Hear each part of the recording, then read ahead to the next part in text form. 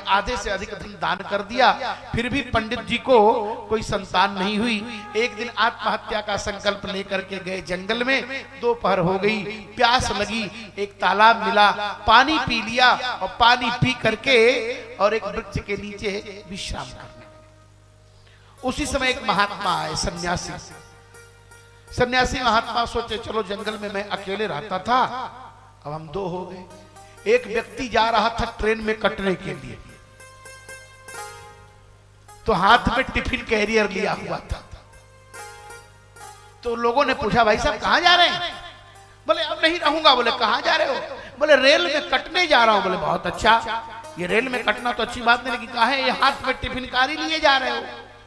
बोले क्या करूं? टिफिनकारी इसलिए ले लिया हूं कि मान लीजिए स्टेशन पर गया कटने के लिए, यदि ट्रेन विलंब से आएगी तो खाने बिना मरूंगा, कम से कम खा तो लूंगा। मरने के लिए भी लोग टिफिनकारी नहीं कर सकते। आत्महत्या का संकल्प लेने वाला दुनिया का सबसे अभागा व्यक्ति है। महात्मा को देखकर प्रणाम किया, महात्मा को देखकर रोने लगा। महात्मा ने पूछा क्या नाम है? कहा मेरा नाम आत्मदेव। अरे वाह, बहुत अच्छा नाम है पंडित जी, कैसे यहाँ पधारे? बोले आत्महत्या करने। क्यों? बोले मेरे पास कोई पुत्र नहीं, कोई पुत्री भी नहीं है। अरे बिना संतान के जीवन व्यर्थ है महाराज। देखिए ये सब बातें अविवेक में कही जा रही हैं, ध्यान से सुनिएगा।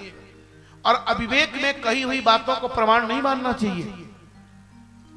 अब समुद्र के मुख से निकली हुई बात को लोग ढोल गवार शूद्र, कौन प्राणी कैसे कह रहा है, किस काल में कौन सी बात कह रहा है, ये बात समझने की बात है, ध्यान से सुनेंगे। कौन सी बात प्रमाण है और कौन सी बात अप्रमाण है, ये भी समझना आवश्यक। नहीं नहीं महाराज, मैं रहकर क्या करूंगा? मैं वृक्ष लगाता हूं, फलता नहीं, गाय पालता हूं, बच्चे नहीं देते। महात्मा बोले सुनो, तुम्हारे ललाट की रेखा देख लिया, 7 जन्म तक संतान की कोई संभावना नहीं। हम तो कहेंगे कि छोड़ो संसार, परमात्मा में मन लगाओ। राजा सगर को 60,000 पुत्र हुए, क्या लाभ हुआ? और आजकल तो पुत्रों वालों की हालत देखते ही है, कितनी पिटाई हो रही है। 5 बेटा है तो माई बाबू का पारी बांध दिया, 3 दिन उनके में, 3 दिन उनके में, 3 दिन उनके में। ये कौन सी बात? एक माँ 5 बच्चे को पाल देती है, 5 बच्चे का पेट भरती है, लेकिन वही माँ वही बाप जब बूढ़ा हो जाता है तो 5 बेटे एक माता और पिता का पेट। आज इतना संस्कार गिर गया है, पैसे से हम अपने बेटे को खरीद कर कार दे रहे हैं, लेकिन दुर्भाग्य है हम अपने बेटे को संस्कार नहीं दे रहे।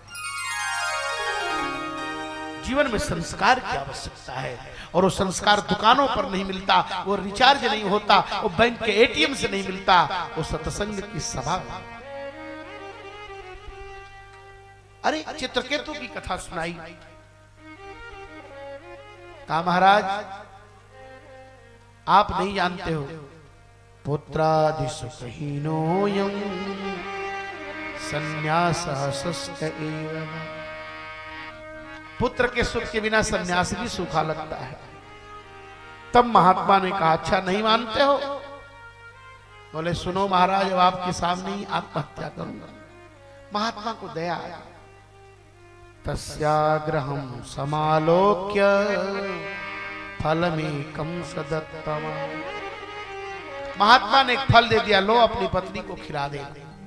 एक संत कहते थे महात्मा का फल देना और महात्मा का शरीर छूट जाना, अर्थात फल में महात्मा जी प्रवेश कर गए। एक संत कहा करते, महात्मा ने फल दिया, आत्मदेव को ले जाओ अपनी पत्नी को खिला देना।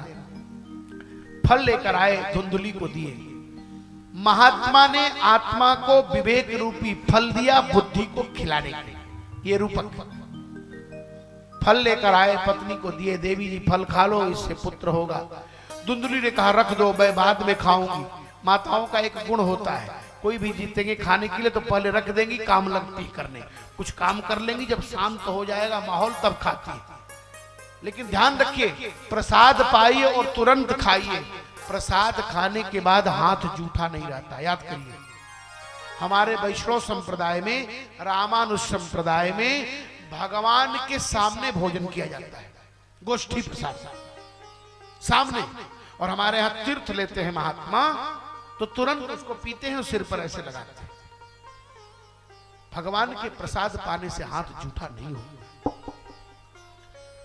सोचने लगी फल भक्षेण गर्भस्या गर्भेणोदर वृद्धिता।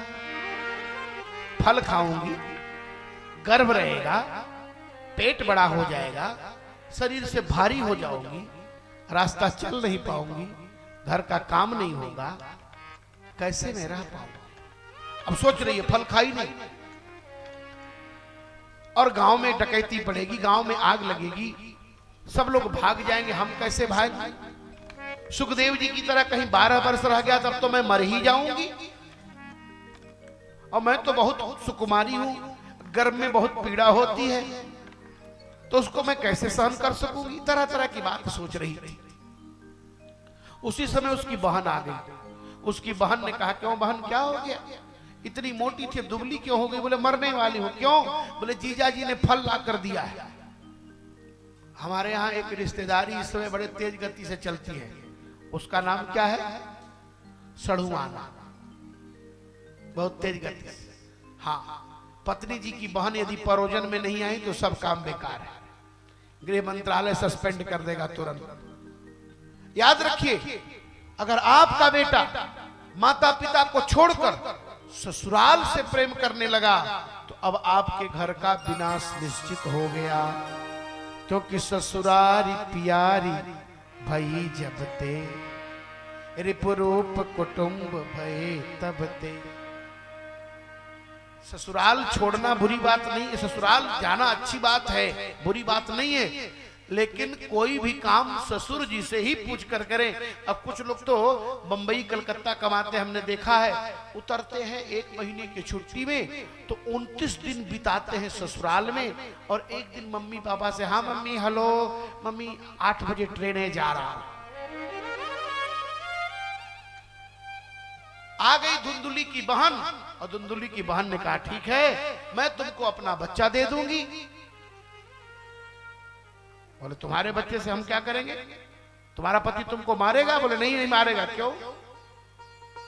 तू मेरे पति को पैसा दे देना, मैं अपना बच्चा तुमको दे दूंगी। एक नया फैशन इस समय चला, ध्यान से सुनिए, एडाप्टेड। आजकल लोग बच्चा नहीं पैदा करते, अनाथालय से ले आते हैं। देखिए अनाथालय के बच्चों की क्या दुर्दशा होती है, आगे कथा सुनी।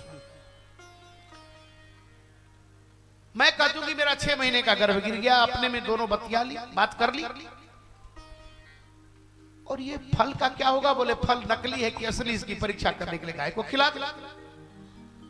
पेट में कपड़े लगा करके 6 महीने तक रहना शुरू किया। आत्मदेव जी जब कहीं से लौट कर आए, बोले जय भगवान, लगता है फल खाने से कुछ परिवर्तन हुआ है। उनको क्या पता कि पेट में कपड़े लगाकर चल रही है। 6 महीने बाद, 9 महीने बाद उसकी बहन को पुत्र हुआ, ले आकर दे दिया। धुंधुली ने पंडित जी को सूचना दी, पंडित जी पुत्र हुआ है। अब पंडित जी महाराज ब्राह्मणों को बुलाकर जात कर्म आदि संस्कार संपन्न कराए। पंडित जी ने कहा देवी जी बच्चे का नाम रख दिया जाए। धुंधुली ने कहा सुनो, जन्म लेने से पहले बच्चे को हमने बच्चे का नाम रख लिया है। क्या नाम रखा? बोले हमारा नाम धुंधुली, तो हमारे बच्चे का नाम धुंधकारी है, क्योंकि बच्चा मैंने पैदा किया है, तुमने बच्चा नहीं पैदा किया। पंडित जी ने कहा कौन इससे लड़ना चाहे लड़े, छोड़। 3 महीने बाद सर्वांग सुंदर जिस गाय को खिलाया था फल, उसको एक सुंदर सा बच्चा था, सारा शरीर मनुष्य का, दोनों कान गाय। गांव वाले बोले धन्य हो भगवान, अरे पुत्र तो पत्नी को हुआ ही, गाय को भी हो गया। बारे आत्मदेव, भाग्यो आज आत्मदेव का भाग्य जग गया। भाग्योदयो धुना जाता।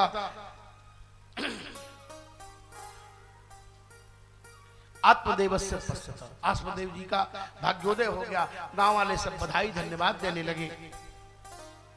आत्मदेव जी ने कहा अब इस बच्चे का मैं नाम रखूं। दोनों कान गाय की तरह थे, गाय के कान की तरह थे, इसलिए उन बच्चों का उसका नाम रखा गोकर्ण।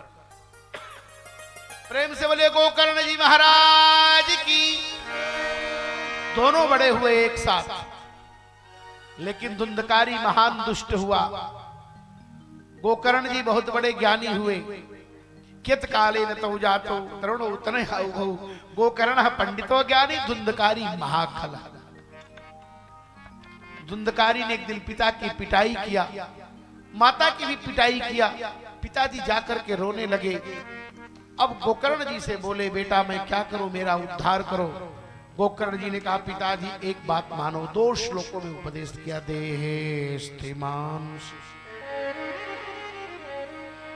देहस्थिमांसु रुधिरेऽभिमतिं त्यजत्वं जाया सुतादिषु सदा ममतां विमुञ्च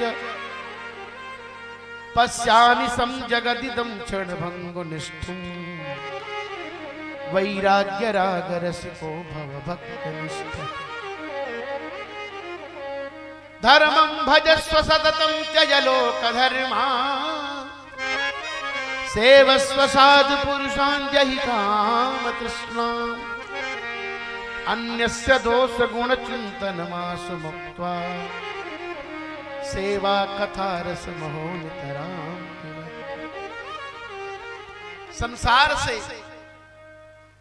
संसार के संबंधों से ममता और शरीर की अहमता। पिताजी ममता छोड़ो, क्योंकि ममता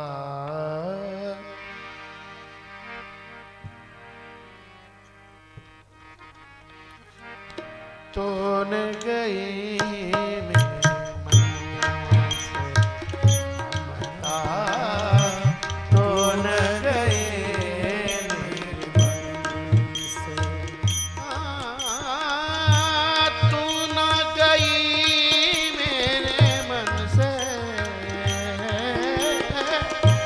तू न गई मेरे मन से ममता।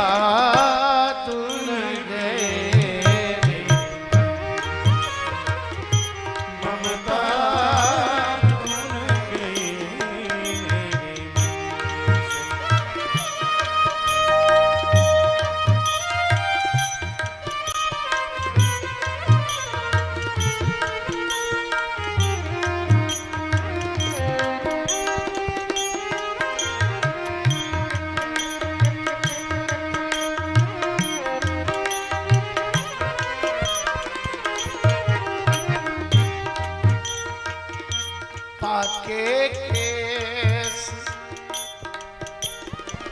जन्म के साथी ज्योति गई ने से,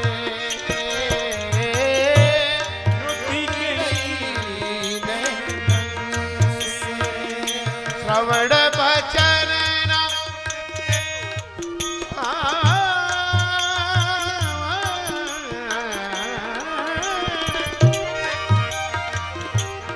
श्रवण भजन, श्रवण भजन सुनत काहू के, श्रवण भजन सुनत काहू के। लोग निकारत घर से, लोग टूटे दसन बचन नहीं आवे, टूटे दसन बचन नहीं आवे।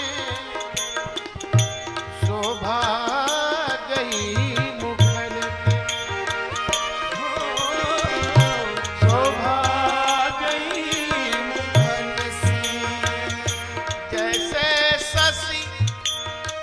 मंडल बिच छाई, जैसे मंडल बिच छाई। छूटे ना कोटि जतन से, तुलसीदास बलि जाऊं चरण के। तुलसीदास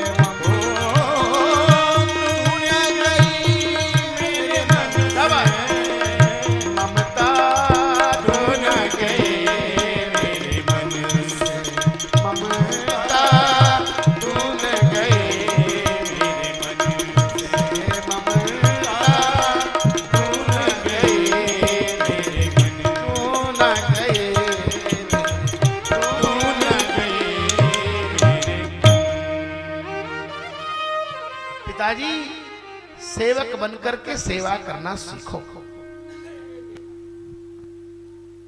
पिता की पुत्र की बात मांग करके आत्मदेव घर छोड़ दिए और श्री कृष्ण मापनियतम दशमस्य पाठा, दसम स्कंद का पाठ करके हरिद्वार में शरीर छोड़ दिया।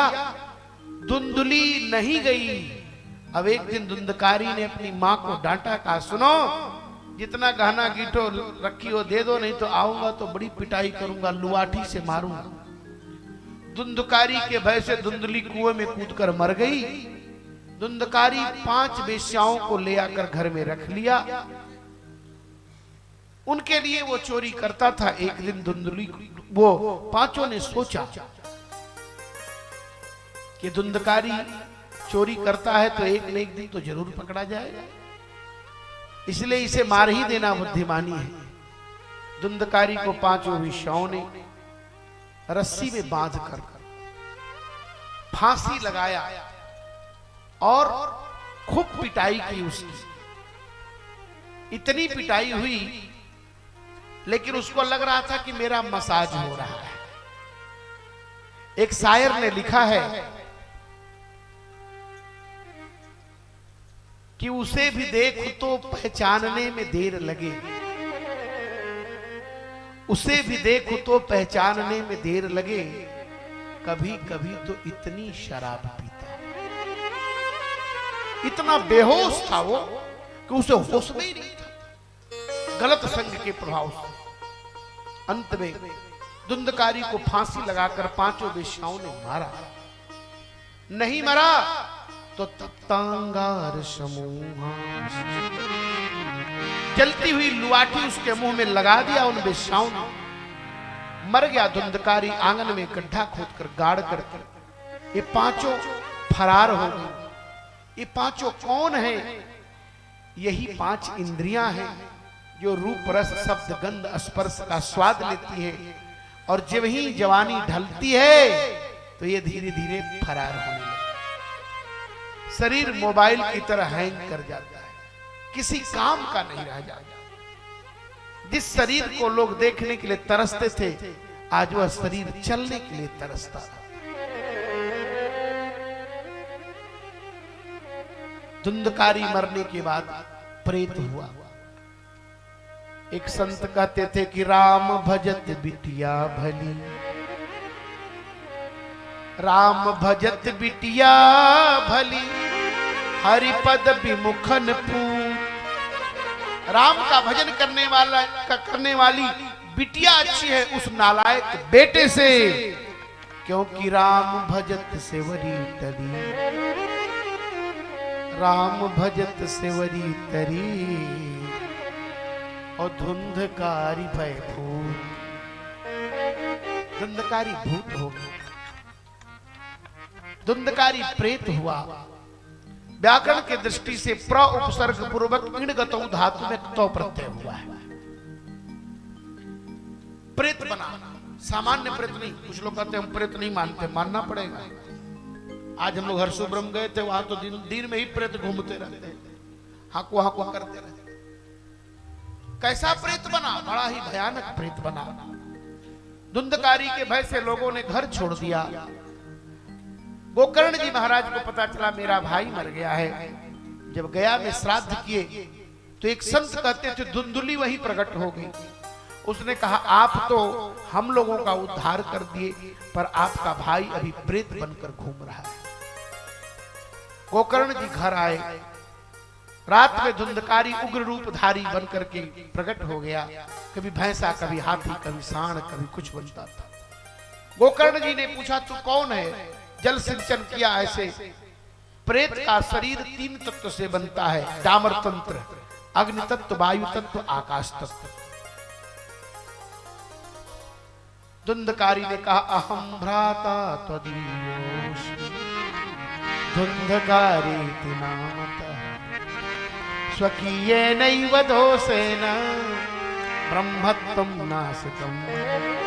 मैं आपका भाई हूं। कौन? धुंधकारी। अरे तुम्हारे लिए इतना हमने गया कहां श्राद्ध किया, समस्त तीर्थों में पिंडदान किया, फिर भी प्रेत बनकर घूम रहा है। गोकर्ण जी से धुंधकारी ने कहा, गया श्राद्ध सतेनापि मुक्तिर्मे न भविष्यति।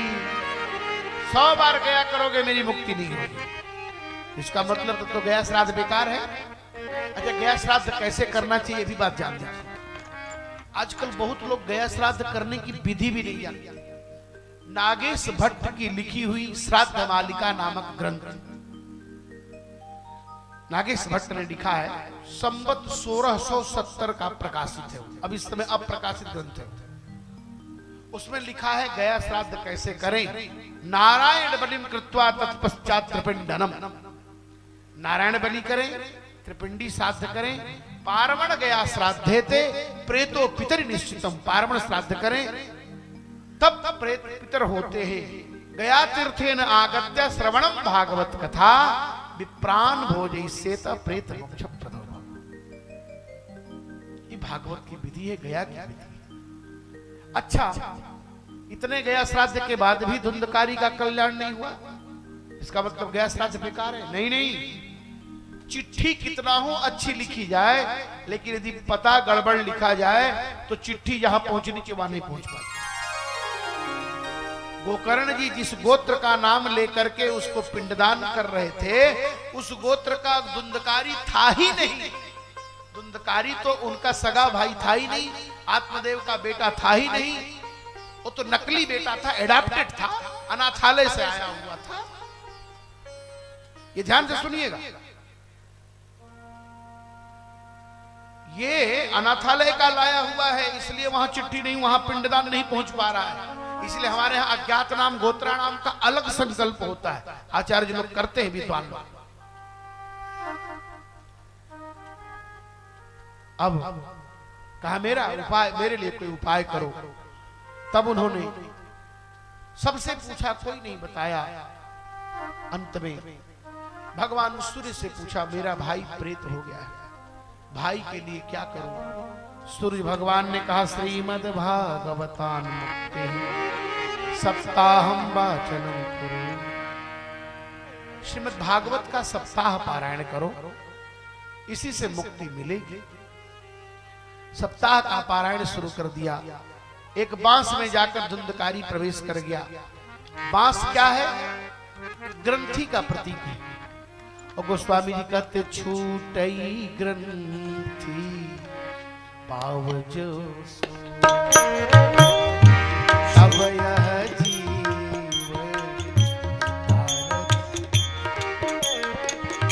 अब यह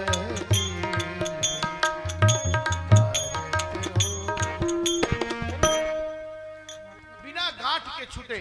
ग्रंथ का मतलब क्या है? जो ग्रंथि को खोल दे। कैसी ग्रंथि? काम क्रोध लोभ मोह मान मद ईर्ष्या, यही तो ग्रंथि है, गांठ पड़ी। 7 दिन की कथा हुई। धुंधकारी बांस 7 पोर का फटा, 7 गांठ फटी और उसमें से धुंधकारी प्रकट हो गया। संकेत क्या है? बांस में ही क्यों प्रवेश किया? क्योंकि कोई दुनिया का कितना हूं धनवान हो, लेकिन मरता है तो बांस पर ही चढ़कर जाता है, सोने के सिंहासन पर जाने वाला नहीं। इसलिए धुंधकारी बांस में प्रवेश कर गया।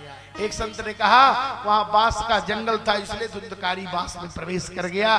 तरह तरह की बातें संतों ने अपने द्वारा उपस्थित की है। 7 दिन के बाद धुंधकारी सर्वांग सुंदर होकर प्रकट हुआ। अब धुंधकारी स्वयं गोकर्ण को उपदेश देने लगा। विमान आ गया। पूछा, महाराज इनके लिए विमान क्यों आया? बोला, विमान इसके लिए इसलिए आया कि श्रवणम तो कृतम सर्वैर, कथा तो सबने सुनी पर कथा का मनन सबने नहीं किया, कथा पर विचार नहीं किया। बोले, महाराज इसमें तो फल भेद हो गया। गोकर्ण ने कहा, प्रभु इसका उपाय क्या है? धुंधकारी तो विमान पर चढ़कर जाएंगे, ये लोग क्या करेंगे? इतने लोग जो उपस्थित हैं, इनके लिए फिर से भागवत करनी पड़ेगी। गोकर्ण तो चले, धुंधकारी तो चले गए, भगवान के धाम चले गए। गोकर्ण ने पुनः भागवत की कथा का आयोजन किया और फिर से विमान आया। अयोध्या वासी न सर्वे यथा रामेण संगता, जैसे अयोध्या वासी भगवान राम के साथ गए वैसे ही समस्त ग्रामवासियों को लेकर के गोकर्ण जी चले गए। भैया भागवत की कथा अपना तो कल्याण करती है, पास पड़ोस का तो कल्याण करती है, रिश्तेदार नातेदार का तो कल्याण करती है, उनका भी कल्याण करती है जिनसे आपका कोई संबंध नहीं है।